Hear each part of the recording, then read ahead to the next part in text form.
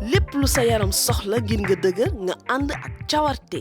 Eric Favre Store indil na la lu bees tàkk Platinum gamme bu baax te am solo lool. Créapure mooy yokk sama cawarte da nga bëgg yokk sa doole indil nañu la Surmasse Hydrogain wala Desengain. Isolate protéine nag moom amul benn lactose te dalay yokk doole. bul bàyyi ginnaaw L-carnitine moom mi nga xamante ne day wàññi sa yaram.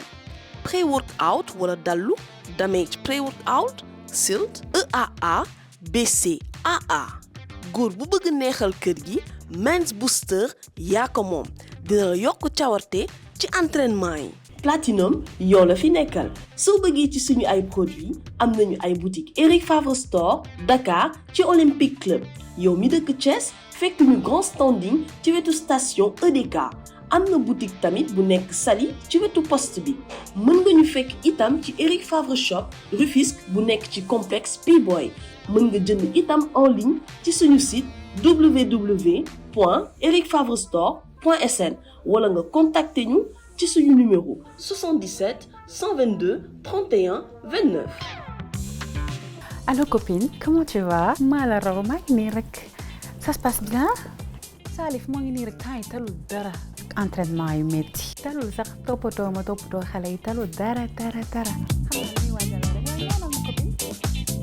Ça, naka la yaa ngi ci jàmm? J'espère que tu vas bien. Mia mu ngi mel ni dafa mer.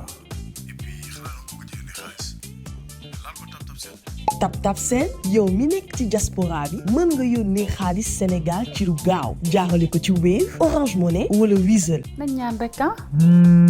t'inquiète pas. ah. imagine loolu laa jot nii. message Salif moo yónnee message Tap Send laa jot léegi sama téléphone. waaye nag Salif c'est le meilleur ndekete yow waa ma dus naa de jànka moo gàcce daf ma sentir Tap Send tamit ah. Tap Send yónnee lu bëri ci lu yomb.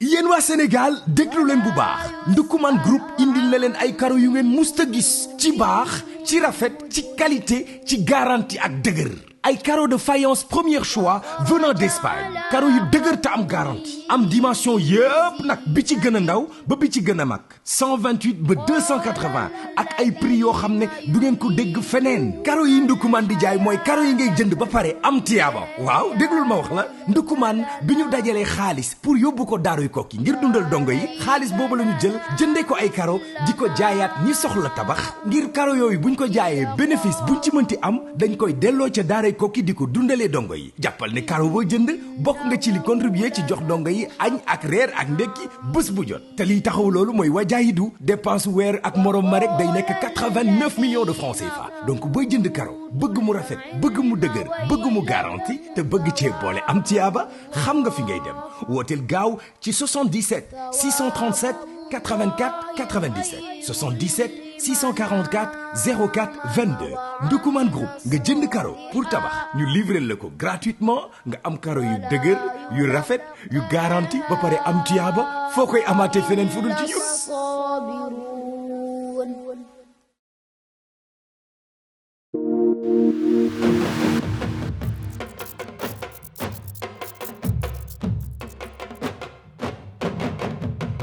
jërë ngeen jëf mbokk téléspectateurs yi mbokk internet Yu TV nuyu nañ leen bu baax a baax di leen ziare ñëwaat ak yéen ci beneen numéro lamb sans filtre jàkkaarloo ak ki nga xamante ne moom mooy Bébé Modou Lo ku ko xam na xam bu baax a baax ci lamb xam nga parcelle écurie Rock Énergie bu ne undi bëreel bu yàlla dogal bu bàyyi ko nekk fi nga xamante ni moom mooy Italie tey nag moom nañu dalal fas yéene waxtaan ak moom ci actualité waxtaan ak moom aussi ci li nga xamante ni moom mooy métier bi nga xamante ni actuellement fi nga xamante ni mooy Italie waaye waxtaan ak moom ci ay quelques combats ci combats yi nga xamante ne taxam na lu war a am ci saison 2026 2027 bi waaye di ngeen fàttali 3e édition Amit TV Awards ñu ngi koy waajal mu war a am le 19 septembre fa la nga xamante ne moom mooy Autonome bu Dakar ñu ngi ko xam ci Radisson loolu nag mi ngi am le 19 septembre 2026 incha allah rabbi mi war a joxewaat li nga xamante ni ay ñi nga xam ne ay jàmbaar lañu ci métier bi xarañ ci lool wala boo gën cee fës ci saison bi nga xamante ni moom la ñu génn incha allah rabbi ba incha allah Amit TV bi le 19 septembre balaa yàgg dara di ngeen ci am yeneen information ba balaa ñuy dugg ci loolu yëpp champion maa ngi lay nuyu bu baax a baax di la ziare bàyyi la nga nuyu ñu lay seetaan Bébé Moule. waaw salaamaaleykum wa rahmatulah Lamine maa ngi lay fay di nuyu waa Lutte TV yëpp di nuyu waaw képp kuy siiwal Lutte TV rek maa ngi lay nuyu bu baax di nuyu. waaw fi ma jugee muy Parcelles Assainies ak sama waa dëkk waa Saloum waa Lamar maa ngi leen di siyaar bu baax di nuyu tamit Italie gi ma nekk di fa daan doole. macha allah comme ni ma ko waxee rek Lutte TV Awards 3e édition yaakaar naa première ak 2e édition bi doon nga ko bàyyi xel fekku la fi mais doon nga ko bàyyi xel ñuy nommé ñi nga xamante ne jàpp nañ ni xalaat nañu lool fu ne ci lool nekk wala gën nañ ci fës comme meilleur chroniqueur meilleur promoteur meilleur espoir ak meilleur lutteur avec frappe meilleur lutteur sans frappe initiative boo xam naa nga ko gisee ren mu nekk 3e édition.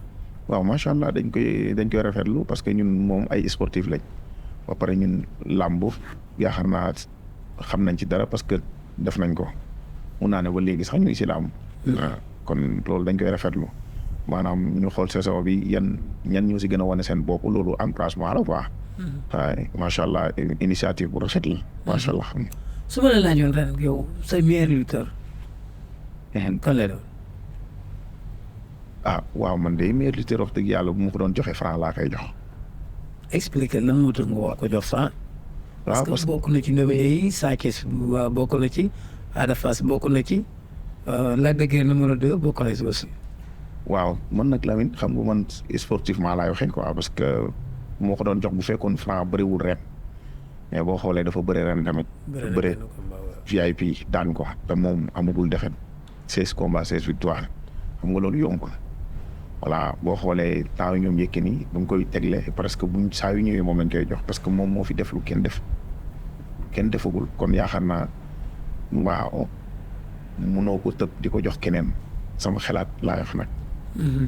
tegoo ko aussi ci sa mbokk la sa frère la Parcelles la dëkk comme yow tegoo ko foofu noonu. waaw déedéet xam nga mbër ñu fi bëri 16 combats 16 victoires te nekkoo roi des arènes joxuñu la couronne xam nga loolu bëreegul amagul gisaguma ko waaw man nag sportivement laay waxee maanaam ki def kenn defagul bu fekkoon sax am na benn defet mu bëree ren daanu mën nga ne mën nga ko jox keneen waaye 16 combats 16 victoires maanaam te ñi nga bëri ñëpp ay combat jànq la combat yoo xamante ni xam bu ñëw ñu ne doo si génn saa yu ñëwee mu wane ay performance yu am solo yaakaar naa ne mënoo ko tëb di ko jox keneen. man nag loolu sama xalaat la. loolu sa xalaat la incha allah danañ la ko nangul comme ni ñu koy nangulee keneen aussi xalaatam mbir révélation nag yi nga xamante ni jàpp nañu fii ak 2 ans 3 ans wala bu mbir espoir fii ak 2 ans 3 ans am nañ yaakaar ne danañ dugg ci cercle VIP yi tey nominé dinañ ci nominé yaakaar naa ku mel ne Petit Lo def na 2 combats 2 victoires ku mel ne Siteu bu Ngor def na 2 combats 2 victoires ku mel ni Niang Ballo ku mel ni Diop de sa meilleur espoir kan la. waaw Petit Lo laa koy jox waaw Petit Lo parce que yaakaar naa bëri na 2 combats 2 victoires te moom combat am maanaam boo xoolee ay combat am moom du xaar adversaire bi moom day ñëw wane ne fulla ak fayda bëri Pastef daan xam nga nit maanaam mën nga wax Siteu bu Ngor combat yi mën na gën a yàgg loolu yëpp dañ ko siy sóor xam nga sport noonu lay doxee ba tax na boo xoolee Petit Lo moom bu ñëwee du xaar adversaire am day ñëw fetal jixaar bëri ak fulla ak fayda ba pare daan ay combat ay jël yu spectacle lay daan moo tax bokk na si meilleur espoir yi bokk. mooy sa meilleur espoir moom daal di saa jëlagul nga affaire yëpp yóbbu ko parcelle. mais jël nga 2 trophées yóbbu waa parcelle te dara xewagul. voilà lu mu wax dëgg la voilà bokk mais vraiment boo xoolee Franc ak Petit Lo ni ñu bëree pas-pas bëri xam nga bëri dafa am pas-pas xam nga mën nga daan bër mais mën nga am 5 combats si saison bi. mais combats yi day dem ba nit ñi seetaan sax dañuy mujjee sonn dafa am combat yoo xam ne dafay neex bu amee 2 minutes sax combat yi day neex comprendre waaw moo tax rek man foofu laa ko teg rek parce que Petit Lo moom xam nga day marche sa kaw. bañ ne ko sax ku ko xam-xam ne combat am du yàgg. ci meilleur promoteur yi nag kan nga jàpp na leen moom. meilleur promoteur yi yan kan ak kan waaw mooy promoteur yi nag rek ci na moom. promoteur yi Baye Ndiaye ngi fii. yaakaar naa def na 3 journées xaw ma 4 journées. waaw def na 4 journées Mansour Ba aussi mu ngi fii am na ay Fallou Ndiaye am na ay Makan Mengo waaw nañ jël Mansour rek Mansour macha allah. jox nga ko Mansour ñu jox ko Baye Ndiaye. kon daal 3 trophées yow kii nga koy jox. waa Parcelles nga koy jox. waaw xoolal rek Mansour ko bàyyi mu tëgg macha allah. waaw Mansour moo ubbi woon saison bi moo ubbi saison bi ak combat wu Mor Kankang Prince. 30 novembre ñëw na ci diggante Franc ak Tapha Tine. tëgg na aussi Niang Ballo ak Mbaye Guèye. waaw moo tax ma ne la yaakaar naa te Mansour dafa nekk promoteur boo xam ne bu tëggee journée bi day neex quoi ay combat yu neex du combat yaama neex lay tëgg quoi combat yu neex lay tëgg. macha allah dañ ko jox premier rek jox Baye Ndiaye 2 heures xam naa. Baye Ndiaye aussi mu ngi ñëw ci diggante Talfa ak bi nga xamante ne moom mooy ama neex. waay tëgg na combat royal Modou Lo ak Sa Thiès tëgg na la 14 juin moom yaakaar naa 3 jours la def ren Baye Ndiaye. waaw macha allah en tout cas moom même bu dul ren sax moom ay combat yu neex lay tëgg te jàmbaar la ñoom wax dëgg yàlla alburaax dañuy jàppale làmb seen i journée day neex. waaw seen journée day neex day am organisation macha allah. c'est vrai. ok loolu am na solo en tout cas rendez-vous bi le 19 septembre la fële ci hôtel Noom ñu gën ko xam tradition comme ni ngeen ko dundee woon daaw rek am naa yaakaar ni ren di ngeen dund bu daax boobu balaa yàgg incha allah dinañ ci yaatal ak ki nga xamante ne moom mooy Buzz wala ñenn ci ñi nga xamante ne ñoom ñooy organisateur yi ànd ci ak Lutte TV ànd ci ak RTS bi nga xamante ne tey partenaire u Lutte TV lañu ak Infab TV dara du leen ci rek incha allah rabi naka saison bi nan nga ko dundee Italie. saison bi comme. saison ren bi naka nga ko dundee. waaw ñun moom dañuy seetaan làmb ñun ay amateur lañ ay mbër lañu ay amateur lañ làmb dara duñu si aw ba ci lutte simple bi fu mu am dañ koy seetaan ci àll beeg ni ko gars yi waxee ba si championnat Qatar yi maanaam côté Saloum bi yee xam nga làmb yu ndaw yooyu boo koy seetaan xam nga doo bàyyi làmb yu mag. macha allah mais en tout cas lutte simple bi moom macha allah mise yi ñu ciy teg baax na. te wax dëgg yàlla mbëru simple yi mérito nañ ko macha allah. te boo koy seetaan da ngay màndi làmb. te léegi diaspora bi dañoo xam lutte simple de. waaw mbër yëpp la ñuy toog parce que lutte simple dafa neex. doo fa dégg violence bu bëri. xëy na gars yi dañuy seetaan da ngay màndi làmb tamit xam. te am mbëru simple yi yàlla moo leen defal yar ñoom dañoo am éducation quoi. dëgg la lutte simple am na yàqu na wala mbër yaa ngay xeex moom bëriwul danay am nag mais ay ndawaan la. lutte simple bu njëkk boo nga doon dégg ñu naan la mise bi 400000 la mise bi 500000 600000 bu doon rëy bay jaaxal nit ñi dañ naan la 1 million la wala maximum 1 million 500 ñu dem ba mise bi di dem 21 millions. waaw 21 millions moom moo tax ma ne la lutte simple bi gars yi dañ koy gën a seetaan léegi boo xoolee fee gars yi bu njëkk bëri dóor rek la doon seetaan. gars yi waaw mais ci loolu noonu.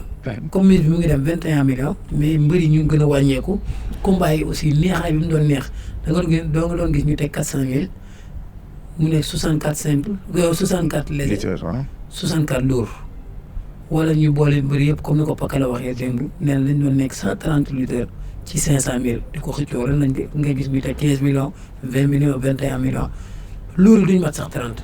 waaw est-ce que loolu aussi bokk na ci liy motiver promoteurs yi bokk na ci liy motiver amateurs yi pour ñu continuer di ñëw di dund lu simple. waaw man lu ma mënut a comprendre Lamine boo xoolee mise yu mag yëpp Dakar lañ koy teg Dakar lay amee Lamine ñaata mbër ñoo nekk fii di entraîner nekk si écurie yi amuñu combat ñu teg 20 millions 21 millions même suñ lay daan sax yaakaar naa da nga war dem bëri ci. beneen bi mooy xam nga bëri simple dafa am ay yeneen yoo xamante seen réalité la.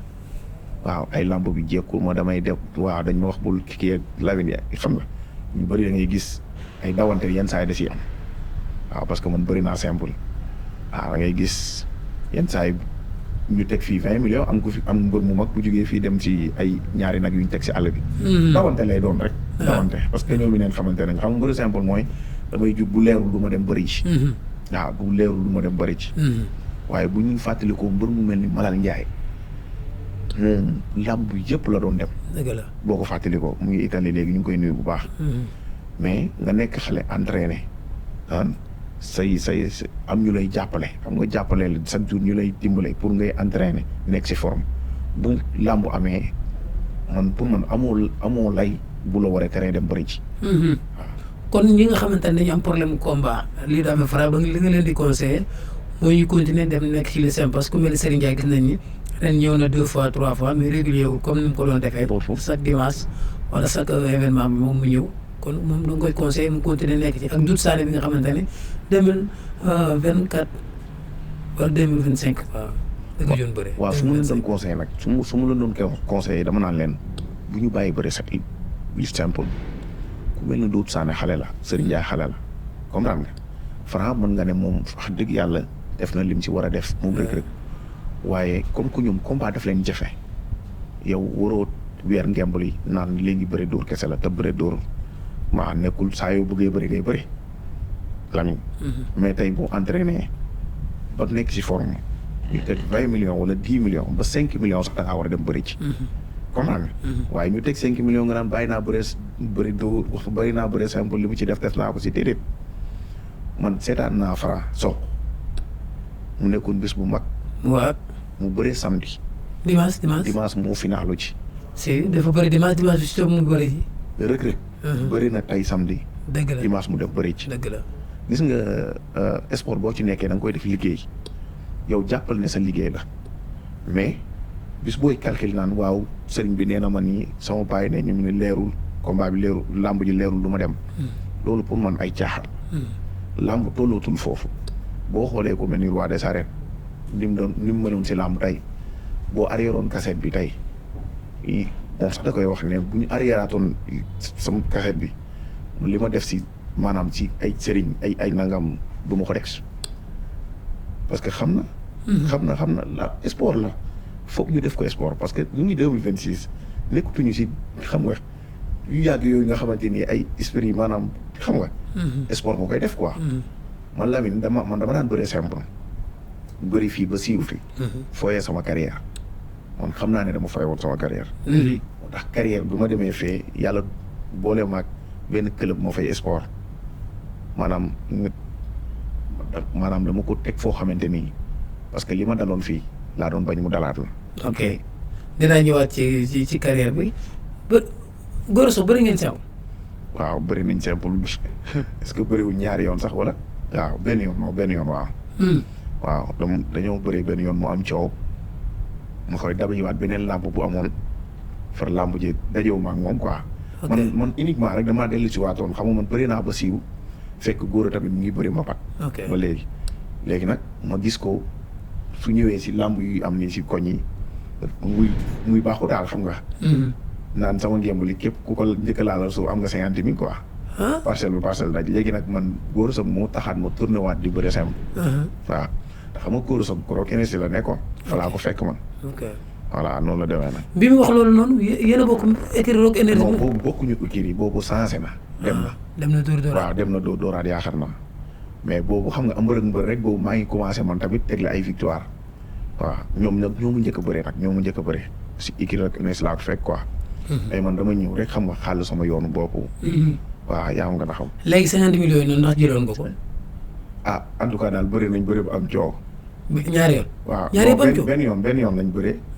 boobu interdit la woon. waaw mu juumul combat bi nu mu demee li ko yàq mooy. arbitre dafa soufflé mais kaa moo doon arbitré. ma yóndu génnaat mu rëpp. gars yi ne daanu wala daanuwul. ma ne ko non daanuwul nañ bëriwaat fa la combat bi yam. parce que boobu man bëgg naa ko daan quoi.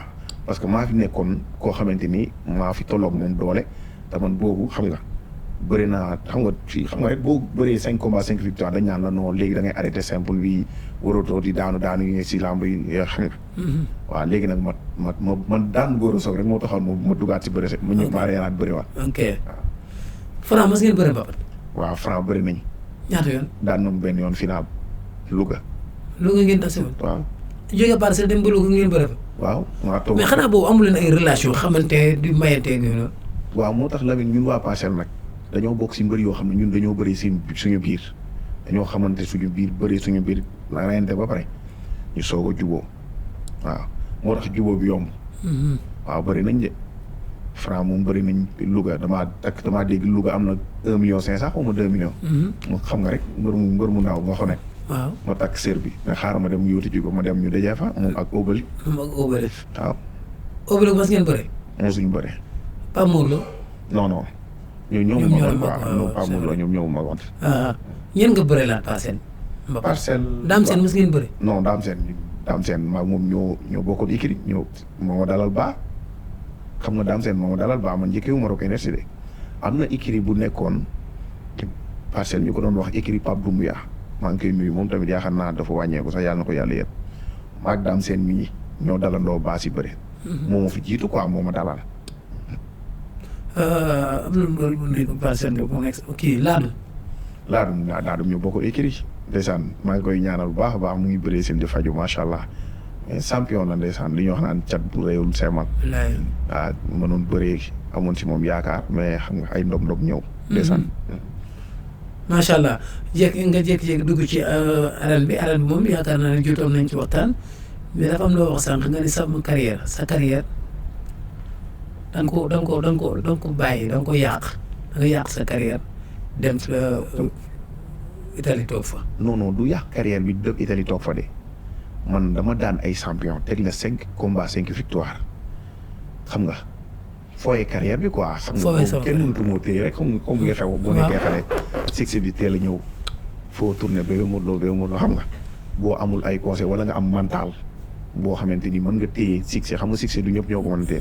xale mënut a téye pour nga téye succès xanaa yàlla dimbale la dëgg. waaw loolu moo ma dal wax. nan nga fooyee carrière bi. waaw fooy carrière bi mooy lépp loo doon def di am ndam xam nga bu njëkk yow xamoo woon ay man xam nga xamoo woon yenn yi quoi lu bëri xamoo ko woon mais maanaam yow nit après boo siiwee nit ñi ñëw di la nga naan waaw man mii la nit ñi ñëw di seet fii wala comprendre quoi léegi nag loolu si ngay topp da ngay am fant bu ne bu góor ak bu jigéen yaa am gën a xam dem mënutuñ maa téye sama mag yi dama leen di làqatu génn da nga doon rëcc daal wallaahi dañ ma doon wër si biir parce que li may wax kay ñoom Lamine Sène ñoom laay bi taagul ñoom fekkee nañ ko boobu kenn mënu moon téye wallaahi waaye nag après xëy na loolu lu waroon a am la waaye man suñuy xëccee roi des arènes si laa waroon bokk mënoon naa bëre nag woon naa entraîné du ma daan génn yu bari mun naa ne ay àndandoo sax mooy lay xam nga yaa ma gën xam mooy waaye après si ngay jàngatee ba ma demee ba Italie ba toog nga xam ne booy soog a dem tukki day metti ma xam ne man lii xam naa yàlla moo may natt li ma doon def di caaxaan nag di fu ne ma fëri naaw ma toog man kese kenn nekk foo ma jooy ma xam ne man fooy naa sama carrière ñëw naa fii dëgg la fii la maa ngi fay sant yàlla instant bii mais ba may soog a dem laa xam ne man fooy naa sama carrière quoi sama carrière la am. nga xam ne yow mënoon nga am ci làmb lu nekk. wallaahi. bi nga amee ñaata weer wala ñaata at nga xam loolu. bi nga amee foofu ñaata at nga xam ne. bu ma demee tukki ba am fa 6 mois mu commencé galère quoi xam nga. Modou bu bees tamit Modou bu bees ñu wax Dakar. day métti yàlla def na tamit bu ma fa demee ma fekk sama papa mu fa yóbbu man sama rakku papa maa ngi koy nuyu. waaw. ba ma demee ma fekk sama ay rakku papa tamit papa Alaaj Jaam papa Lamine Badiane ñoom Ibrahima Séré ñu jàppale ma daal waa Napoli. xam nga nekk mbër xam nga mbër rek ñun xam nga yaa gën a xam. lu nooy la ñuy bëgg ñun. entraîné tëdd te Europe amul entraîné tëdd. foog nga jug dem utali sa bopp. parce que kenn du la yor yaa yar sa bopp. waaw ma dem nag ba def fa 6 mois bay dugg si 1 an ma xam ne lii mënoon naa ñàkk. su ma toppoon yoon bi ma topp wala ma déggal samay mag. mënoon naa ñàkk quoi. parce que boobu say mag dañ ne la bul dem toogal. non waxuma dem Italie bi de maanaam dèjà man bu may dem sama làmb commencé na yàqu parce que dama teg la défaite ma teg la 3 défaites yoo xam ne waruma ko woon jël waaw man daal daan naa sama 5 victoire rek yaakaar ne man maay roi des arènes làmb foofu la yem. waaw mais àdduna noonu la après ma jàng si lu bari. ok su ma la déggee kon 8 combats nga jot a bëri. waaw yaakaar naa 8 la de parce que. waaw général moo ma daan général Malika. waaw. Alioune Sèye Junior. ak Koña. ak 5 victoires yi. ak 5 victoires yi. muy 8 combats. waaw yaakaar naa 8 la waaw. ok ban carrière lan ngay suivre Italie parce que wax nga sama carrière bu may suivre. waaw powerlifting lay suivre maanaam bu ma koy wax si olof mooy yëkkati weñ. waaw loolu laay suivre. ku gën a diis la. wala nu mu demee la compétition yi nan lay demee exact. waaw compétition yi daal noonu la ku gën a yëkkati lu bari rek yaa gagné noonu lay demee. dañuy chargé. ngeen yëkkati. ñu yokk wala lan la. waaw mais dafa am ay technique nag. waaw dafa am ay règlement comme le sport yëpp amee règlement. ah ni ngay taxawee arbitre bi moo lay yóbbu moo lay wax tegal loolu la ah. dañuy jékki-jékki rek ni dimanche bi fi ñëw. compétition am na wala. foofu ay fédération la am. fédération. waaw ay fédération ak ay club ay équipe. ok waaw man dëkk bi ma nekk muy Venezia Mestre maa ngi leen di nuyu. man foofu sama équipe foofu la nekk quoi ñoom laay représenté. équipe bu nekk ñaata athlètes lay am. waaw dina bëri nag ça dépend rek comme équipe yi comme équipe lay doon day am ay góor am ay jigéen am na ay paa sax catégorie bu nekk am na ay xale tamit waaw catégorie lay doon. léegi loolu payoor bi nu muy demee da ngay boo gañee ci lañ lay fay wala dañuy ñëw jox la avance. déedéet comme làmb nu muy demee. maanaam comme nga jël sa ngem bu dem bëri ji rek la kay. bëri ji mbabati la daal. waaw ñu teg benn prix. mën ngaa naru comme mën nga bañ a naru. waaw mën ngaa naru mën ngaa bañ a naru mais xam nga équipe lay doon am na ay góor am na ay jigéen. maanaam bu kii gañewul kee dina gañ ku nekk li ngay gañe waaye li gën a maanaam li tax ngay gën am prime mooy équipe bi bu si lu met 5 personnes gagné seen catégorie. ok voilà parce que daa am loo xam ne équipe bi moo ko moom. am loo xam ne yow individuellement yaa ko moom. ok individuel foofu somme bi gën a am ngand. ñaata lay nekk. waaw parce que dafa am régional am national am coupe Italie ñetti coupe yooyu mais yéen nag yenn saa yi day am maanaam yow nga organisé na Lutte TV organisé nañ benn xam nga compétition powerlifting nii lay demee nii lañ teg noonu lay demee. waaw mais bu dee équipe bi nag day xaw a compliqué maanaam nga expliqué ko maanaam yow même man am na loo xamante ni ay pourcentage lay doon. boo gañee équipe bi mooy moom lii kii mooy moom lee xam nga bokkul ak fii moom équipe yi yaa ma boo gañee mbër mi rek mooy fayee ko dem doon tubaab bi moom duñ ko doxalee. léegi nag yow booy gañee di ko tegle xam nga man dama ko tegle ay at yu bari parce que kenn jëlul médaille bi si man. ok catégorie bu gën a mag. léegi nag yow da ngay dem ba am ay publicité. ok waaw. yooyu moo lay gën a may xaalis quoi. waaw léegi mais publicité à 5 mu ngi commencé dugg. waaw ñu ngi sant yàlla bu baax. muy dugg foofu wala Sénégal ngay def. non foofu ay ndox yu ñu naan ak yooyu yëpp après ay sponsor lañ quoi. mais yu mel noonu lan moo tax doo am Sénégal gis naa fi ñu doon def doole ak xel. comme kii Cheikh Omar. waaw gis naa doon na topp noonu doole ak xel. mais yu mel noonu lan moo tax doo am Sénégal. waaw parce que Sénégal amuñu fédération lii foog nga am foog Sénégal amagul fédération te ay fédération moo fa am quoi mais man maa ngi naan bës sax war na dugg si sport boobu di organiser ay événement pour powerlifting pourquoi pas. est-ce que gars yi dañu ko suivre bu baax a baax. non Sénégal commencé na fi am doole léegi parce que am nañ équipe nationale. ok am nañ équipe boo xam ne bu yàggul rek dañ demoon Guinée andi nañ fa ay médailles. am nañ ay champions yu commencé jóg quoi. ndax am na différence ak li Iron bi ñu def. waaw am na différence Iron bi yaakaar naa deful powerlifting moom beneen sport maanaam presque soriwante wuñ quoi. waaw moom day yëkkati dox di dox day yëkkati dox ay yëkkati mais man powerlifting laay def. squat wala développé couché. ok wala soulevé de terre. ok loolu mooy powerlifting ñett yooyu moo tax ñu naan powerlifting. ñett yooyu kese la. waaw boo déggee powerlifting squat. waaw développé couché. mooy bi may def man. waaw ak soulevé de terre. soulevé de terre di ko yëkkati waaw. squat da ngeen di dem maximum ba ñaata kilo. waaw catégorie bu nekk daa am loo xam ne maximum boo xam ne boo fa yeggee yow gagné nga sa catégorie xam moom jëfewul ay mbir. maanaam parce que comme ni ma la ko mën a waxee rek mooy à part technique bi boo man nekkul mën nga ko yëkkati ba pare ñu ne la ñu génne. technique baaxul ok ñun la li mënoon nga ci gaañu. mënoon nga si gaañu wala ni nga ko defee baaxul. parce que arbitre dafa am ay arbitre. ok dafa am arbitre buy xool tànk yi. am kuy xool ba xam wàcc nga ba toog. ok ak kuy xool ba xam ni nga yëkkatee baax na jub na wala weñ bi dëngul. loolu yëpp da see am. mais da ngay dem maximum ay ñaar kilo squat. foofu noonu waaw. waaw man de si catégorie bu gën a mag laa nekk léegi parce que man catégorie plus de 120 kilos laa nekk. waaw squat moom damay def lu bëree bëri waaw 350 kilos mën naa ko squat. wàcc ba toog. bu ànd ak technique. ànd ak technique bi waaw. bu ànd ak technique. bu àndul ak technique boobu zéro la. zéro développé couché tamit mën naa si def lu bëree bëri. ay ñaata. waaw 255 mooy sama maximum.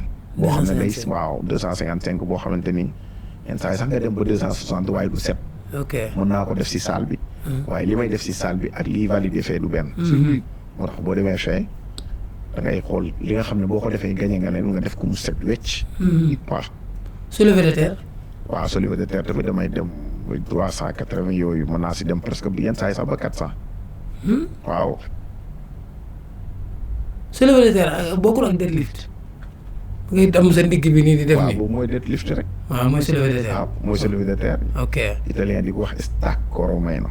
ok boobu nañ ci dem ba 300 kilos. waaw yenn saa yi boobu mu ko war a ëpp ko tuuti sax. mais loolu est-ce que mbër yi nekk fii mën nañ ko est-ce que gis nga mbër boo xamante ne wala boobu mës nga teg mbër muy développé couché 260 kilos comme ni nga ko waxee.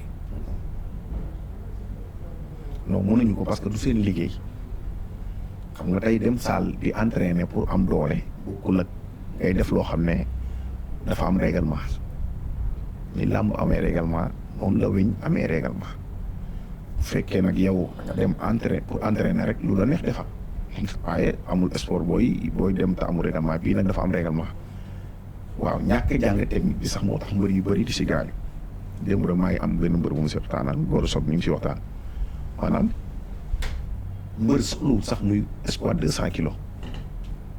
wala koy dee. wax nga dëgg.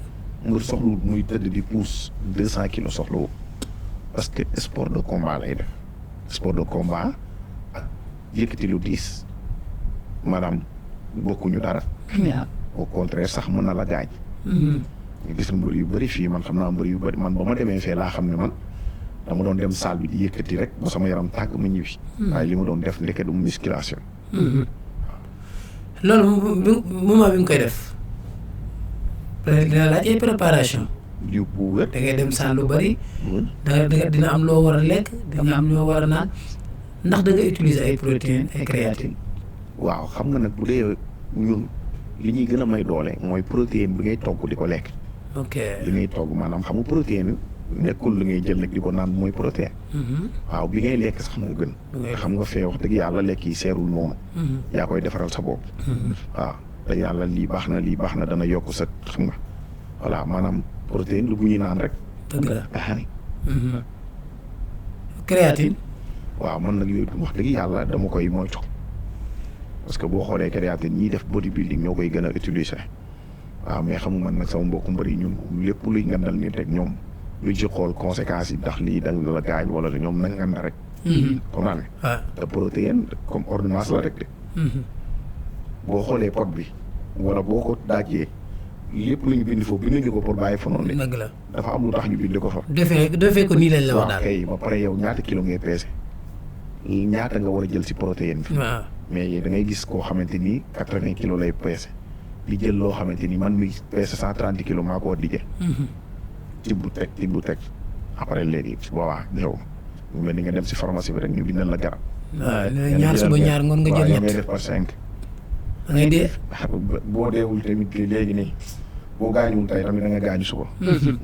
macha allah loolu am na solo xëy na ñu ñëwaat ci balaa émission bi di jeex conseil yoo xamante ni ko jox mbëri par rapport ak ñoom naka la ñu war a defee musculation est-ce que ñu war a entraîner seen bopp est-ce que ñu war a dem fekk benn coach ci salle mu yor leen koo xamante ni expérience am bëreegul wala de am formation loolu bëri na lu muy am léegi parce que bëri na mbër yoo xamante ne instant ñu doxal dox ay blessures te blessures yooyu noonu ñàkk xam technique gu exercice bi ni ñu koy defee moom moo koy andi. moo koy andi waaw. waaw comme ni nga ko waxee sànq. ba pare léegi boo xoolee mbër yi seen entraînement dafa changé xam nga bu njëkk ñu doon entraîner bokkul ak tey léegi coach yi dañoo bari ah coach yi dañoo bari lool léegi boo xoolee mbër yi léegi comme ay joueurs yu entraîner xam nga boo xoolee dafa changé daal comme naan. mais baax na trop baax na nga changé méthode de entraînement xam ne àdduna day dox. waaye léegi ñëw mbër nangu na ne sport nekkul rek xam nga dem équilibre rek di contact ak lii waaye nanguwuñ ne lamb sport la. seen molo waaw. ok fi mu toll nii bu ngay gis mbër moo xam ne liñ takk si li maanaam entraîné nga de waaye yow maanaam dafa am lu nekk sa biir yaram mel ni lu la diisal loo xamante ni mën naa yàq sax sa combat. comme nag surtout booy li ñuy takku ak li ñuy fonkee sëriñ li ñuy def si sëriñ. mais fonkoon nga ko de. waaw fonkoon naa ko de waaye du lool de. ndax ab saalum nga sax. fonkoon naa ko waaye du lool man musuma takk yu bëri yooyu. tey dama daan takk balaa maa bëri ji sax dama ko doon tekki man ñi ma doon yóbbu ñu ngi may seetaan dama ko daan tekki man yàlla moo ma dimbali si waaw damay ñaan nag. waaw mais gis nañ keroog bi Modou Lo di bëre ak Eumeu Sène yu ci bëri fii yaa ko téewoon. waaw loolu boobu foofu laa tolloon boobu si loolu laa tolloon pour man yooyu waaye mais man sama bopp man boo may bàcc ba léegi di bëre. ñu ma xam-xam nañ ko dañ daan woo sama mag bi sax nee nañ sama mag bi danaan dem sax si cumukaay bi ne waaye sa waaye nee naa ko takkal lii mënul ko takk xoolal sama combat yëpp. mais lan moo tax nga ko doon bañ. non man damaa xam ne nekkutoon loolu quoi man damaa gëmoon ne man waaw. sport affaire bi sport la quoi. mais damay gis ni mbër bu bàyyi wala mbër buy waaj a bàyyi souvent ñoom ñooy am genre discours yu mel nii bu démb doon tey du ma def nii. waaw mu ko par exemple benn Modou Lo waaw mais daanu nga ngemb bi daanoo jël rek sër bi ngemboo ko noonu comme ni ko Modou Lo di defee nii tey benn Modou Lo bu jékki-jékki retiré wu ci yooyu benn bébé Modou Lo bu bàyyi bëre benn Bombardier bu bàyyi bëre benn Tafa Gueye bu bàyyi bëre nii su démb doon tey du ma ko def nii Tafa Gueye mbëri bàyyi leen seen galaaj yi te dem entraîné mais souvent yéen wax loolu te yéen ko gënoon a bëgg. kan moo ëpp victoire si lamb ji. actuellement est-ce que du Boy Kayre Boy Kayre yaakaar naa bare kenn. kan moo ëpp victoire si lamb ji si booy yi. ci booy yi est-ce que du Caatu Yoff. non. booy. maanaam kan moo daanoogul si lamb bëri dóor. Franc daanoogul du Sané daanoogul. waaw maanaam jëlal Franc rek dëgg la day ñaanlu day làmb waaye Franc musuma taxaw si diggi géew bi ba ñëpp jéppe ko.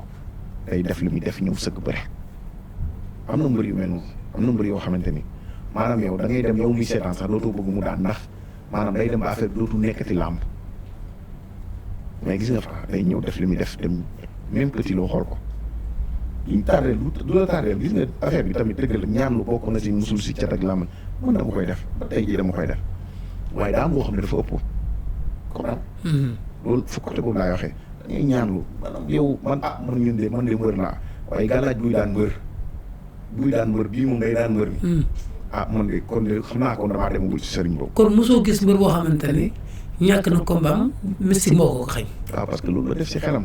yow mosoo ko gis daal yow en personne. mosoo gis combat. léegi naa daal gars yi bu làmb jeexee ñu ne kii est-ce que jàppuñu ko tey. non yow en personne ak sa gis-gis quoi ak expérience bi nga am ci sport am ko ci bëree. am ko aussi ci wutum gàllaaj parce que daan nga dem xam naa Saalum ay laamaaram ak yooyu noonu mës nga gis mbër boo xamante ne yow dafa daanu nga ne kii mystique moo ko daan. waaw benn combat daal yaakaaroon sama yaakaar lan mooy Balla Gaye Tapha Tine bu njëkk ba. waaw. mais bu njëkk ba ak mujj bi amul différence. waaw amul différence waaye bii bu mujj bi moo tene xam nga bu mujj bi àtte nañ sax saway naaj ci dem ñëwaat waaye bu njëkk boobu nag man loolu dama jàppoon ne saway maanaam. dañ ko jàpp si gàllaaj quoi parce que yow nga maanaam dañ ko moom deful dara quoi te loolu ñëpp seetlu nañ ko. combat Tapha Tine Balla Gaye bu njëkk ba. à part boobu moom mu seetlu ma yeneen yi. Modou Lo Balla Gaye yi mu ko daan yëpp ndax mystique yow gis nañ fenn ji. yaakaaruma ko de yaakaaruma ko. gisoo ko ci. déedéet. contre Sa Thiès bi. waaw contre Sa Thiès bi tamit yaakaaruma ko parce que Modou moo xeex. moo njëkkee xeex bi moo woote xeex ne ko kaa ñu xeex yaakaar naa bu jàppoon si gàllaaj yooyu doo ko def. waaw xam nga sport dafa am kuy gagné am ku perte. dëgg la loolu moom ala ku yaan yi. waaw mais bu fekkee ñun la ku daanu rek ñu gàllaaj ko daan gàllaaj macha allah. saison bi ban combat moo la ci gën a bett na combat ba demee.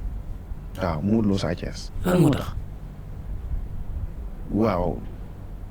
parce que Modou ñun dañ ko xam maanaam bu bëree stratégie pour nga daan ko day jafe waaye man combat bi mu dëgg yàlla dama naan Modou dafa ñëw joxe combat bi dem waaw parce que mënoon na bañ a demee noonu combat bi mënoon nañu am xeex runkum daje arbitre àtte am na ko gaañu wala nangam donte ñaari mbër yëpp bu ñu nee runkum combat bi day jeex boo seetloo. waaye nu ñu demee moom bett nañ du man rek la bett yaa xam naa waaw mais xam naa ne Modou bu cokkaasoon bu cokkaasee Sa Thiès may ko distance combat bu neex lañ doon am. yaa ko wax sànq ci sport bu fekkee ci cadre sport lañ ko teg est-ce que li am nekkul bi moom moo li logique différence d'âge bi ci wàllu kàttan boo xoolee da nga yaakaar naa di nga jàpp ne Sa Thiès moo ëpp doole. waaw ni mu ko daanee mën nga wax ne moo ëpp doole ni mu ko daanee. avant combat bi yow jàppoo ni moo ëpp doole. waaw ba pare Sa Thiès sax nag wax dëgg yàlla maanaam tëliwul bëre am na vitesse boo xamante ni maanaam boo ko cumluwul nga daan ko dana jafe te tamit xale na te yaakaar naa mu doo ko waaye dama naan ñoom VIP ñun ñu tuddee VIP suñ bëggee daan benn xale buñ bëggee daan seen rakk yi foog nga indi stratégie mais yow bu fekkee yow li nekk sa xel mi moom nga bëgg ñëw bëree lu njëkk la booy dañuy jaay doole daan na de.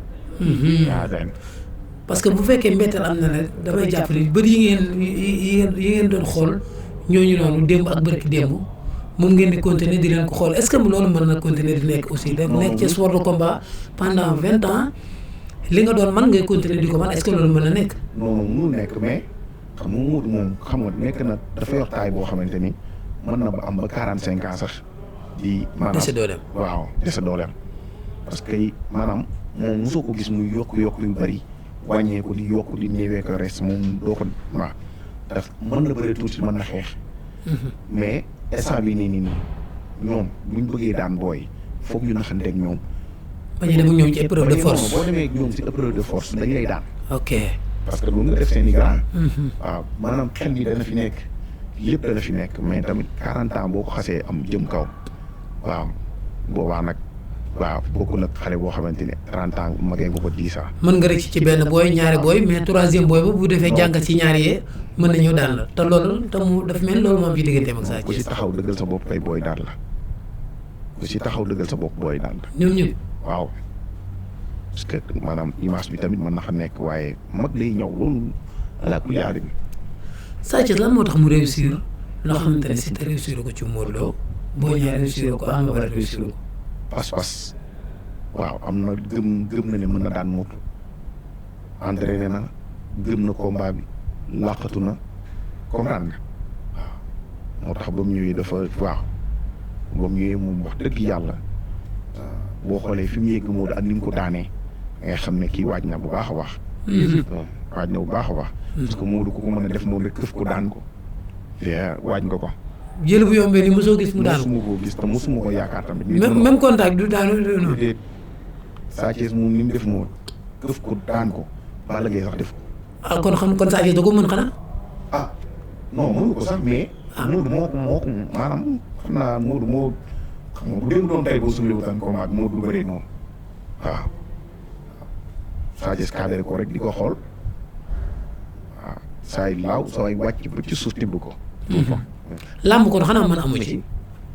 ah xam nga làmb nag daan yëpp tam wax ni diw daa mën diw làmb dafa naqaree wax moo tax xam nga tey fi doon nii koo fi waxoon ne diw daan moo diw boo paree yow dootoo ko defati. ah mais yow sport ngay wax la tey waaw sport ngay wax moo mel noonu. waaw maanaam tey diw maanaante mënut a ñàkk. mënul ñàkk voilà. maanaante mënut a ñàkk de. waaye làmb dafa nekk sport boo xam ne noonu diw da koo mën du ma ko daan ko waaw.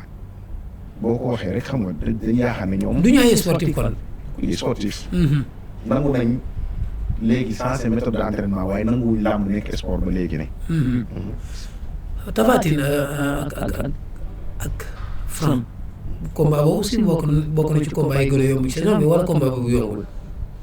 waaw yomb na mooy li ma doon wax sànq ku ci taxaw si ñoom booy bu am xel am bëgg-bëgg am fit nangoo xam réalité.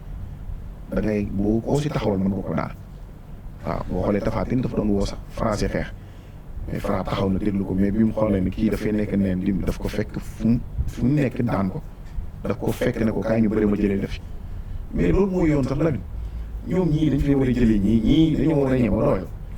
ay ñoom Franc ñoom rëgg dañ fi war a jëlee ñii mais quand même xanaa ñoom bëgguñu la ñuy bëgg Balla Gaye ba mu ciy toll. paa bu mu ci jàpp da lay bu wax sax grand bu mu ci jàpp ñun baa woy ñeneen nag ñeneen ñu Tyson nekk ni Balla moom lu xatt la bëggoon Franc la bëggoon moom ba Franc daane Tapha Tine Eumeu Sène saa Eumeu Sène ko ma fuuf mais saa yu Eumeu Sène da koy wan ne ko maan fi teex waaw mais Balla Gaye mi nga tudd sànq laa wax moom Franc la bëggoon a jël waaw déglu nga kii déglu nga live yi déglu nga appel yi waaw lu tax donte yow xataraayu nga ci combat Franc ak Sa Thiès ba taay. man de wax dëgg yàlla boobu moo doon yoon xam nga lu ñuy wax la ah ñoom nag ñooy xool ku nekk ñooy xool waaye làmb bu lay yoon doomal ak réalité rek fekkee daanul Franc waru ñëw jox benn mbër meilleur lutteur Lamine 4 ans maa téye médaille d'or bi si powerlifting développé couché chaque at man la ñuy woo man la ñuy décorer naka laay kenn mënu maa gagné ñu dem jëli Lamine Seck ne ko kaay yow yaa nekk si kaw Samba sport laa lay wax. mais loolu noonu yëpp dafa am lu ko féete kaw muy couronne roi des arènes aussi. kon roi des arènes bii de wax dëgg yàlla Sa Thiès nag wax dëgg yàlla mérito na ko jàmbaar la ndaanaan waaye roi des arènes bi moom war nañ koo defaraat quoi maanaam même Sa Thiès bu ko jëlee sax mu ko mënti jël nga xam ne yow jël nga roi des arènes dëgg la dëgg moom mooy roi des arènes mais comprendre war nañ ko mën a organiser. maa nañ ko organiser waat. comprendre bu fekkee nag yii moo gën a lamb tamit baax na ba tey ku daan roi des arènes nekk roi des arènes. tey Ada Fass ak Sa Thiès ñu doon dox seen combat. waaw bu Ada Fass daanoon. mooy roi. est-ce que noonu la war a demee. ah moom la mas di demee de ku ray buur di boobu. boo Ada Fass nekk roi des arènes ci kaw Franc kon jaaxal naa loolu nekkatul sport nañ ko tuddee leneen nañ ko tuddee làmb rek mu nekk làmb waaye sport doxewul moom waaw. kon yow da nga dem fekk ji ñi nga xamante ne ay soppeeku Franc la ay mbokkam ni tuddee ko roi sans couronne. non waxuma sax pour Franc roi sans couronne waaye dafay def lu kenn deful man Franc bu amee këram lay yóbbu doonte ay frère lañ. waaye sport noonu lay doxee. yow ci ay résultats ngay sukkandikoo. merci beaucoup. ay performance lañ ko war a jëlee. maanaam waroon nañoo defar beneen couronne sax solal ko Franc xaw ma nu ñu koy tuddee parce que empereur dégg nañ ko fi dégg la non waxuma yàlla xam na ne li may wax ni yàlla affaire bi après boo waxee yow boo tëddee xalaat da nga xam ne loolu nan la mën a nekkee. xam nga dégg Franc waroon nañu créer benn lamb créer beneen trophée jox ko parce que def na fi lu kenn deful 16 combats 16 victoires. man bu amee këram lay yóbbu man damay liggéey fee sama kër laa koy yóbbu waaye damay wax rek sama akulaay taala comme naan foofu laay waxee. mbër laay laaj en tant que mbër technicien Ada Fass Balla Gaye kan moo man boo xoolee ñaari mbër yi seen bëre soo xoolee seen âge soo xoolee seen xeex seen jaar-jaar pour yow kan moo man. waaw Ada Fass moo mën Balla Gaye moom fu ma du ma ko sañ a wax waaye daal comme que mooy xale moom moo war a ñëw bëre bi daan bi comme ni mu def Eumeu Sène mooy li ma wax sànq booy yi dañ fi war a jëlee grand bu la may sens boo ko daanul war nga arrière dem ba patiwaat comprendre mais comme mooy xale tey su ma doon Balla man damay ñëw jox ko combat bi taxaw déglu ko am sama gauche droite taxaw di ko kale parce que moom moo war a ñëw ut si te tamit Balla Gaye est-ce que bu xaaree Ada Fass ñëw bëri si kawam Ada du ko daan comprendre voilà maanaam Ada daal man su ma ko andi woon dama naan ko yaay xale bés bi yaa ko moom yaa war a bëre yaa war a daan parce que kii ngay bëreel ba mu ci tollee waaye grand yi ñu doon wax yëpp daf leen di sëq sànni leen fële mayu leen sax ñu nooy kon yow loolu nga war a def comme que am nga chance bi pour bëreeg ñoom yow yaa war a tuul ko ci des. mais dafa am yenn techniciens yu wax ni Balla su paree à 80 wala à 75% yombul tenir te yaakaar naa ne Balla Gaye sañu la ñëwaat le 29 novembre te parewul. waaw Balla di champion la boo xamante ni moom kenn du ko werante yaakaar naa moom amatul lu muy daw si làmb sax laay wax waaw mu daan Ada Fass mu lam amoon ci làmb ak li mu defoon ci làmb moom du koo def xanaa mu ñëw rek téye personnalité am wane ne man la Balla Gaye parce que nag boo xoolee gëj na neexle waaw war na làqatu liggéey mag la du mag na làqatu Sénégal am na naaj nga génn si kër yu sedd yi wala maanaam mu moytu lu sedd yi ay clim yi dem si 1 heure du matin 1 heure si bëccëg wala ay 2 heures si bëccëg mu ànd ak booy di ànd ak ñoom di contact di bëri parce que Balla Gaye dafa nekk mbër boo xam ne warul jeexale nii làmb waaw war na defaraat li des ci carrière am waaw doonte ñaari combat ñetti combat lay bëre mais mu wane si leneen Lamine fii Sénégal dafa am na Sénégal naaj bu tàng moo fi am na suuf am na ganus am na ding waaw kon yenn état yi yow maanaam boo ko amul yow lay neex. c'est kii comment Sa Thiès. Lamine bàyyil ko man mais yéen da ngeen a war a wax diw moom man yéen ay sportif ngeen xam sport jaar ci ba bàyyi continuer di def sport di dund sport yéen football gars yi dañuy waxee seen favori mooy diw man mën nga mën ñu daal la favori day tubaab rek olof xam naa olof bi xam naa daa jekkul rek diw ko mën wala loolu de favori ki nga yaakaar ni moo mën mooy favori ki nga yaakaar ni mooy gagné mooy favori. waaw man de moo la jox favori moom Sa Thiès laa koy jox parce que Sa Thiès moo bëri nañ Sa Thiès daan ko. waaw bëri nañ Sa Thiès daan ko mooy favori kon Siteu mooy revanche la jël si waaw. ku dàq bëri léegi ñoom ñaar. ku dàq bëri pour technique. Sa Thiès de moo wax dëgg yàlla mën na bëri te gaaw na am na ay qualité c'est que seen bëri yi ñoo bokkoon Siteu foog mu jàpp la soog a bëri yow Sa Thiès mën na wër daw jat gandalu dóor la laaw daw wër la jàpp la daan la mais bëri yi ñoo bokkoon. kan moo gën a wóor a bëre. kan moo gën a wóor a bëre. Sa Thiès de gaaw na de Sa Thiès gaaw na de xëy na Siteu du ko may loolu dem ko mayoon bu njëkk ba. kan moo war a ëpp doole. kan moo war a ëpp doole est-ce que Sa Thiès ëppul doole. waaye Siteu mun naa am bii dana ci wane leneen. Siteu bi taxawoon contre Balla Gaye ak Sa Thiès bi taxaw contre Modou Lo ñoom ñaar ñu. Siteu bu taxaw contre Modou Lo ngay wax. waaw yow état boobu moo la gën a convaincre. état boobu moom bu indilee Sa Thiès. mën na jumloo Sa Thiès. te Siteu pour mu daan Sa Thiès si bëri xam naa du yomb su ma doon moom damay xeex ak moom. kon Sa Thiès sa dàq bëri. su ma doon moom daal damay xeex ak moom parce que Sa dafa am force boo xam ne moom lay ñëwee te Sa poids lourd bu attan boppam la. mais Sa Thiès est-ce que yow mën naa xeexal parce que souvent maa ngi dégg Siteu ñu naan gauche bi daf ko war a utiliser ci combat dafa war a daan Sa Thiès est-ce que Sa Thiès yow mën naa xeexal koo xamante ne day ñëw te dafa gaaw. waaw xam nga Sa Thiès gauche lay teg Siteu sa droite. waaw Siteu war naa mën a dul Sa Thiès. gauche bi waaw waaye Sa pour nga daan ko da nga koy attan maanaam da nga koy mën a téye bëreet bu ñëwee si yow nga téye ko xam nga Sa neexul téye maanaam mun na bëreet sa kaw nga téye ko moo yomb. waaw mais combat bi na ut doole boo xam ne bu Sa Thiès na bëreet ci kaw mu téye ko mu am doole bu mu ko téye. Sa Thiès xam ne waaw daje naag borom ci li ma dal nii woo na quoi. mais Sa moom bu dalee sa kaw nga oyof dalay sànni. dalay daan. combat Franc ak Reug Reug ci lay jeexale ak yëpp.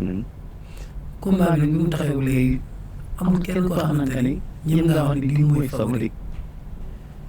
combat bi ñu bëri nañ combat bi bari risque la am na ñu jàpp ni Franc mënoon na xool seneen am na ñu jàpp ni Reug Reug mënoon na xool Franc yow combat bi mu taxawee tak rek dara mu njëkk nekk sa xel. waaw li mu njëkk ñëw sa xel est-ce que adversaire bi nga doon xaar pour Franc indi ko. waaw comme que Franc bëri mooy liggéeyam tey ñi ko waroon a jël jaax naa combat waaw ren la waroon a bëre combat royal la waroon a bëre bu nga amu ko Reug Reug jugee ne sa booy ñaa daan ko tey liggéey xam naa am ne man damay liggéey naa jël Reug Reug fi ñu jaar lépp yooyu titre la. fi mu jaar est-ce que Sa Thiès est-ce que Franc mi ngi doon Reug Reug Franc mi ngi doon daan ak Franc bi benn la. loolu laay ne. waaw màgg na si diggante bi de te boo xoolee seen combat yi mujj yi yaakaar naa dañoo tëwoo de maanaam saa yi toogul ci kawam dañoo tëwu ñu jox ko victoire kon bu ñu yàggaatoon tuuti rek bu ñu continué waatoon tuuti Franc dina xam dina mën commencé dañuy daanante. waaw parce que combat yi mujj yi seetaan nañ ko fekk na ma fee mais bu nguur bi yaakaar naa sax mu mujj seetaan xaw ma am na beneen am déet. waaw boobu sa waay mi ngi koy dab si doole. mu ngi commencé naxanteeg moom di bokkanteeg moom di xool nan lay def. ba combat bi te kon bu ñu continué woon tuuti rek daanante day commencé di ñu dugg. kon combat bi amul loo ci xel ñaar. Franc kay amul lenn lu ma koy xalaatal si moom. wóolu nga ko ci Reug Reug. waaw wóolu naa ko bu baax a baax. ci bëre bi ak ci xeex bi yëpp. ci bëre bi ak ci xeex bi. ok nga Franc nag daa mën bëre dóor rek bëre dóor du bëre simple de maanaam bëre dóor bi maanaam dóoroon ma dóor remise. daw naxante dami nax la ba daan la. waaw mën na ko Reug nag moom am na fort mooy daf lay jàpp xam nga Reug même MMA bi sax bu koy def moom bëri dóor sa gis ma day lay dem jàpp moom jàpp lay wër. dëgg la jàpp na taxaloog yow quoi. bi tax bu ñu jàppante. waaw bu ñu jàppante ñu bëri rek waaye daal en tout cas daal ku nekk am na sa fort. waaw ndax xam naa ne Franc dafa xam na li koy xaar. xam na combat bi fu mu toll si moom. waaw te ku respecté boppam la ku respecté man moom laa xam quoi man ci fu ma kee waaw. ok jërëjëf kontaan nañ ci yow bu baax a baax. nan ngay tàggatoo. waaw di nuyu samay mbokk rek. di nuyu sama waa dëkk waa Lamaram di nuyu sama mbokk Saalum Saalum yëpp waaw sama famille yëpp maa ngi leen di nuyu. parce que ba ma ñëwee ba léegi nag gisuñu ma li ko waral mooy damaa dese benn compétition bu mag Italie. waaw ba ma ñëwee ba léegi dew ma fu bari damaa indaale programme boo xam ne dañ ma koo jox. parce que championnat Italie bi ma war a jëm ni mooy bu gën a mag moo ci ma ñëw laaxatu fii. kañ la. waaw des na ay 2 mois yooyu. waaw moo ci ma ñëw laaxatu parce que ba may ñëw sax waruma woon ñëw mais damaa siif. parce que dama fi xaw a géej. liggéey bi neex na trop nag waaye yenn saa ay famille bi da si bopp maa ngi leen di nuyu sama famille yëpp di leen wax ne leen dinaa ñëw nuyu si leen di nuyu tamit waa Italie gi ma jógee waa Napoli waa Catania waa Venezia fi nga xamante ni fa laa nekk waaw xam nga Lamine tukki dafa métti maanaam ñun mun naa ne lu gën a bari suñu beneen famille fee la nekk parce que da nga dem dëkk boo xamante ni xam nga amoo fa papa amoo fa yaay dafa métti ku nekk di demal sa bopp te ñu bëri duñ am compréhension xam nuñ koy waxee duñ comprendre quoi ak li ñuy daj fee très bien waaw ba tax na maa ngi leen nuyu bu baax waa Venezia ñëpp bàyyiwuma kenn mu limee damay jum. jërëjëf kontaan nañ ci moom bu baax. waaw di nuyu Abdoulaye bu def. waaw di nuyu samay nit ñi nga xamante ni. dañ may jàppale su ma defee ay performance yu mel nii ñoom ñoo nekk sama ginnaaw di ma jàppale.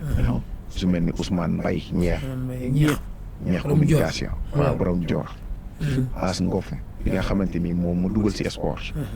maa ngi koy nuyu di nuyu waa famille di nuyu waa Kaolack yëpp.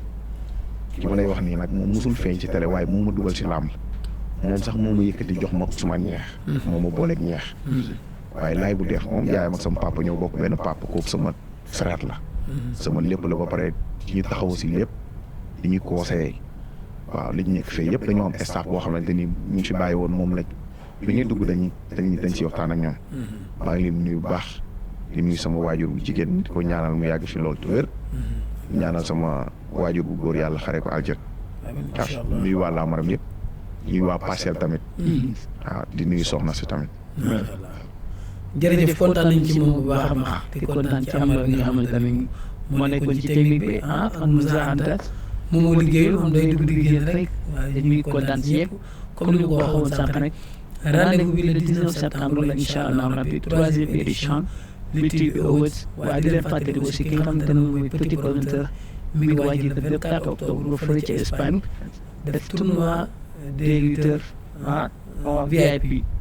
waaw lutte simple la nag waaye mu taxawaat rek beneen combat bu am solo diggante Laye Pythagore ak ki nga xamante ne moom mooy Mbaye Gouy Gui diggante Babou Sarr ak ki nga xamante ne moom mooy Brosse Elvan di loolu yëpp ci bés boobu lay am ànd ci ak ñi nga xamante ne ñoom ñooy waa Bambey Voyage di nuyu ñëpp di nuyu sa copain Laye Pythagore bu baax a baax di ko ziar di nuyu ak lu mag Diop maanaam responsable politique fa nga xamante ne moom mooy Kër Sega di nuyu aussi nga xamante ne moom mooy Moustapha Amar nekk fële ci Sandaga di jaay ay parfum yu neex a neex maa ngi koy nuyu bu baax a baax di ko ziare di leen jox rendez-vous beneen yoon incha allah ak beneen invité jërë ngeen jëf.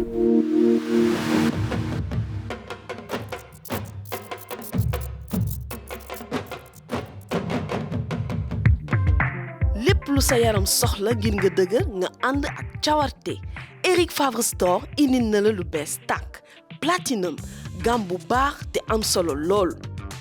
Créapure mooy yokk sama cawarte da nga bëgg yokk sa doole indil nañu la Surmasse Hydrogain wala Desengain isolate protéine nag moom amul benn lactose te dalay yokk doole bul bàyyi ginnaaw L-carnitine moom mi nga xamante ne day wàññi sa yaram pré-workout wala dallu damage pré-workout silt EAA BCAA góor bu bëgg neexal kër gi Men's Booster yaa ko moom dina la yokk cawarte ci entraînement yi. Platinum yow la fi nekkal soo bëggee ci suñu ay produits am nañu ay boutique Eric Favre Store Dakar ci Olympique Club yow mi dëkk Thiès fekk ñu grand standing ci wetu station EDK am na boutique tamit bu nekk Saly ci wetu poste bi mën nga ñu fekk itam ci Eric Favre Shop Rufisque bu nekk ci complexe P-Boy mën nga jënd itam en ligne ci suñu site www.ericfavrestore.com .sn wala nga contacter ñu ci suñu numéro 77 122 31 29. Allô copine, comment tu vas? maa la raw maa ngi nii rek ça se passe bien. Salif moo ngi nii rek temps yi talul dara entraînement yu métti talul sax toppatoo xale yi talul dara xam nga li waajal rek waaye ñaanal ma copine. Ça naka la yaa ngi ci jàmm j'espère que tu vas bien Mia mu ngi mel ni dafa mer et puis xanaa ko ci yónnee xaalis laal ko tap seen. Tap Send yow mi nekk ci diaspora bi mën nga yónnee xaalis Sénégal ci lu gaaw jaarale ko ci Wave Orange Money wala Wizall. nañ ñaan rek ah. t'inquiète pas. ah imagine lan laa jot nii message Salif moo yónnee message Tap Send laa jot léegi sama téléphone. waa nag Salif c'est le meilleur ndekete yow waa ma dus naa de jànka moo gàcce daf ma sentir Tap Send tamit ah. Tap Send yónnee lu bëri ci lu yomb. yéen waa Sénégal déglu leen bu baax Ndoukoumane Group indil na leen ay karo yu ngeen musta gis ci baax ci rafet ci qualité ci garantie ak dëgër ay carreaux de faïence premier choix venant d'Espagne carreaux yu dëgër te am garantie am dimension yëpp nag bi ci gën a ndaw ba bi ci gën a mag 128 ba 280 ak ay prix yoo xam ne du ngeen ko dégg feneen carreaux yi Ndoukoumane di jaay mooy carreaux yi ngay jënd ba pare am tiyaaba waaw déglul ma wax la Ndoukoumane bi ñu dajalee xaalis pour yóbbu ko daaruy kokki ngir dundal dongo yi xaalis boobu la ñu jël jëndee ko ay carreaux di ko jaayaat ñi soxla tabax ngir carreaux yooyu buñ ko jaayee bénéfice buñ ci mënti am dañ koy delloo ca daaray kokki di ko dundalee dongo yi jàppal ne carreau boo jënd bokk nga ci li contribuer ci jox dongo yi añ ak reer ak ndekki bés bu jot te liy taxaw loolu mooy wajaayidu dépense weer ak morom ma rek day nekk 89 millions de francs CFA donc booy jënd carreau bëgg mu rafet bëgg mu dëgër bëgg mu garanti te bëgg cee boole am tiyaaba xam nga fi ngay dem wooteel gaaw ci 77